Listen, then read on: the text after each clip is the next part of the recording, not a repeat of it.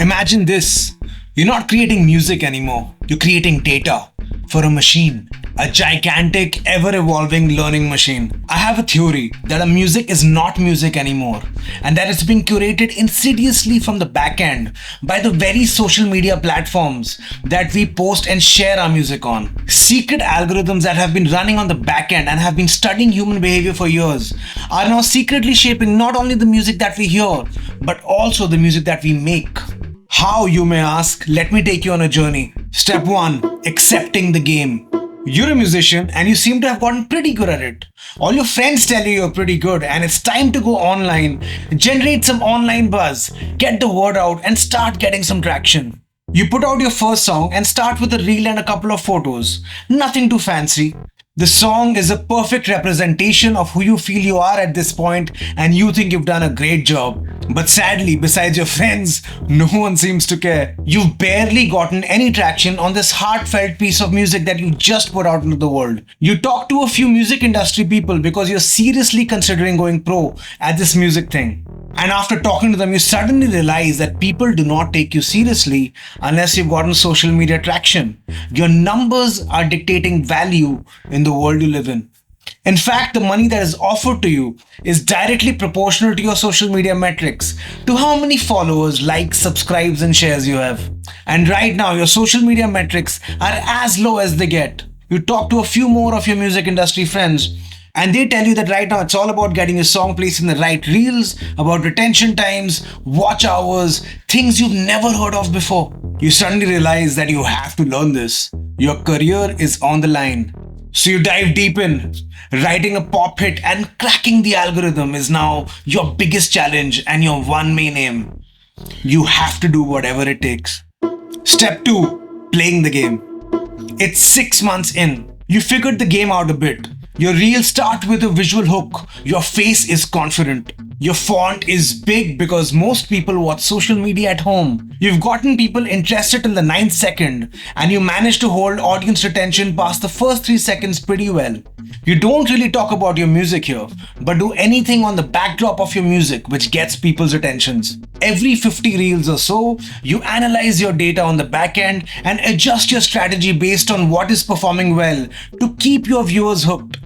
And for this behavior, the social media platform rewards you. You manage to keep non-followers engaged even more, so your social media platform rewards you even more. Your account grows. You've broken your song down to a science. Start with a hook from 0 to 10 seconds. First verse, 10 seconds to 30 seconds. Repeat the hook, 30 seconds to 45 seconds. Get a second verse from 45 seconds to 1 minute 15 seconds, preferably with a guest artist or with a collaboration that has more followers than you. From 1 minute 15 seconds to 1 minute 45 seconds, repeat the hook. And then it's time to end the song. Your tempos are locked in to the 1 or 2 styles of music you make. You strictly follow the 1-5-6-4 chord progression because it has worked for years. And why fix something that isn't broken? And guess what? It works well even now. You have a perfect product, easily packageable into 5, 10, 15, 30 second reels on which you do something or the other to keep hold of your audience's attention.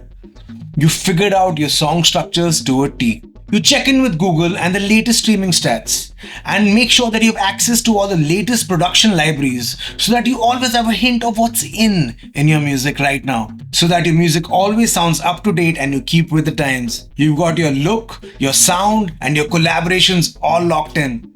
You are a perfect product. If this is the world that we live in, let's make sure we at least get a payday out of it. Step 3. The game owns you.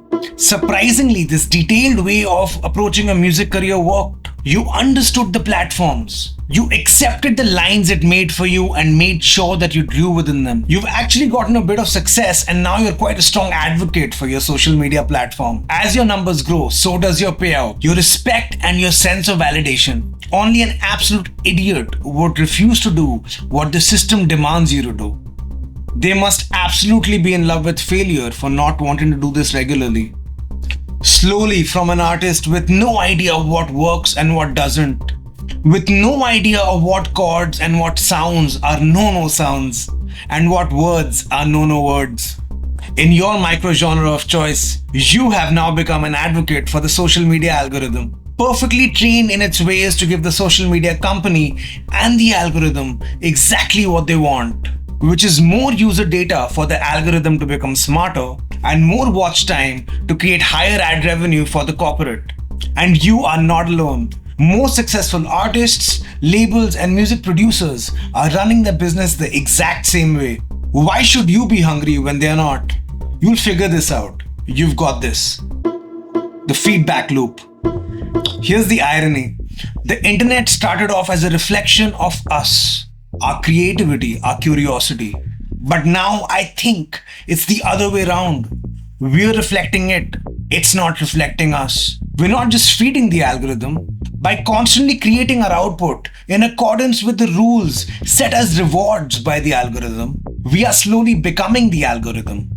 Right now, even before we do or put out our art in the world, whether or not it will work in the real world already dictates us, whether it be subconsciously or at a conscious level. If you think about it, we've been trained like pets by social media algorithms, which reward us for good behavior and with abject failure for bad behavior. Whenever you act in a way which the algorithm wants, which is just to keep the viewers on the platform for a larger amount of time, you're rewarded with likes, views, and shares. And whenever you act in ways which are not in adherence with the rules of the algorithm, you're rewarded with abject failure. I think we are in a prison and we are being trained like dogs. And whether we like it or not, we all engage with this because social media is not just a part of the world now, it is the world now with over 3 billion people on it and counting. And the more our behavior gets codified, we become simpler mechanisms with simpler songs and simpler words and simpler messages because simplicity gives the algorithm exactly what it needs. A simpler mind to crack and figure out. A simpler code to crack means the algorithm knows exactly what to feed you so as to keep you on the platform longer, which is the only fundamental desire of the algorithm, increasing user time spent on the platform. So not only are our songs and reels and TikToks dumber, we're also subconsciously lowering our expectations, not only from ourselves, but also from the songs and the art and the content that we see and hear. Think about it. Why do so many songs sound the same? Because algorithmic success rewards predictability. Why do artists obsess over release strategies? According to Noble Desktop, a large chunk of TikTok videos use trending songs or trending audio in their reels, and these videos receive much higher engagement than those without. This just shows how deeply integrated algorithmic patterns are in shaping the music that we create. Moreover, a paper titled Trends and Patterns in Spotify's Most Played Songs, a comprehensive analysis, found that a large number of the most streamed songs on Spotify adhere to the same song structures, such as short intros under 10 seconds and hooks which start almost immediately. This creates a feedback loop where music, just like viral videos, must conform to these algorithmic patterns to succeed. This feedback loop isn't just dictating how we consume music, but I think it's dictating how we even make it. Are we creating art or are we just arranging a puzzle whose pieces were already handed to us by an invisible algorithm? The fight for creativity. The question here really becomes, what is creativity?